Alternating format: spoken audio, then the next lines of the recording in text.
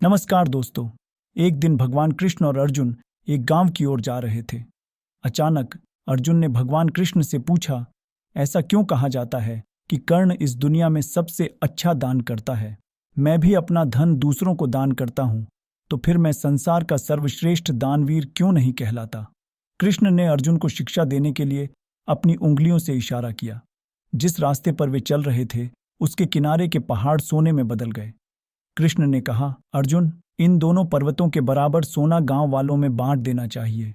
आपको ग्रामीणों को तब तक दान करना होगा जब तक कि पहाड़ी से सोना पूरी तरह खत्म न हो जाए। अर्जुन गांव गए और घोषणा की कि वह प्रत्येक ग्रामीण को सोना देंगे और उन सभी को पहाड़ी के पास आने और इकट्ठा होने के लिए कहा। गांव वालों ने अर्जुन की बहुत प्रशंसा की और सीना फुलाकर पहाड़ी की ओर चल दिए। लगातार 2 दिन और 2 रातों तक अर्जुन ने पहाड़ से सोना निकाला और प्रत्येक ग्रामीण को दान कर दिया। लेकिन पहाड़ की ऊंचाई जरा भी कम नहीं हुई है। दूसरी बार प्राप्त करने के लिए नेक्स्ट डे अधिकांश ग्रामीण वापस आ गए। लेकिन अर्जुन 2 दिनों तक पहाड़ी की चोटी से सोना दान करने से थक गए हैं, इसलिए उन्होंने भगवान कृष्ण से थोड़ा आराम करने और फिर से सोना दान करने का अनुरोध किया। अब कृष्ण ने कर्ण को बुलाया। उन्होंने कर्ण से कहा, इस पर्वत का प्रत्येक भाग तुम्हें दान कर देना चाहिए। कर्ण ने 2 ग्रामीणों को बुलाया। ये दोनों पहाड़ियां सोने से भरी हैं जिसे मैं गांव वालों को दान करता हूं, इसलिए आज से ये सुनहरी पहाड़ियां आपकी और गांव वालों की हैं। तुम सब इस सोने को सावधानी से अपने पास बांट लो। ये कहकर वह वहां से चला गया। अर्जुन आश्चर्यचकित होकर बैठ गया। उसके मन में यह विचार क्यों नहीं आया?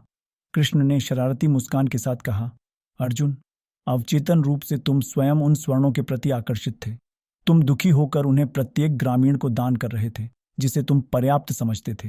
तो प्रत्येक ग्रामीण को कितना दान दिया जाता है यह आपकी कल्पना पर निर्भर करता है। कर्ण को ऐसा कोई विचार नहीं है। उसे देखो, वह कैसे भारी मात्रा में धन छोड़ता है। उसे कोई उम्मीद नहीं है कि अन्य लोग उसकी सराहना करेंगे। इसका कोई अंदाजा नहीं है उसे। यह नहीं सोचना कि उसकी पीठ पीछे कौन उसके बारे में बुरा कहेगा या कौन उसके बारे में अच्छा कहेगा।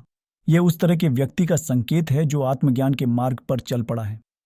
सच्चा देना या प्यार तब होता है जब देना बिना किसी स्वार्थ के किया जाता है। व्यक्ति को सही काम करना चाहिए, क्योंकि ये वे मूल्य हैं जो हमें सिखाए जाते हैं। और ये मानवीय गुण है न कि नाम, ध्यान और प्रशंसा हासिल करना। मुझे उम्मीद है आप सभी को ये कहानी पसंद आएगी। धन्यवाद।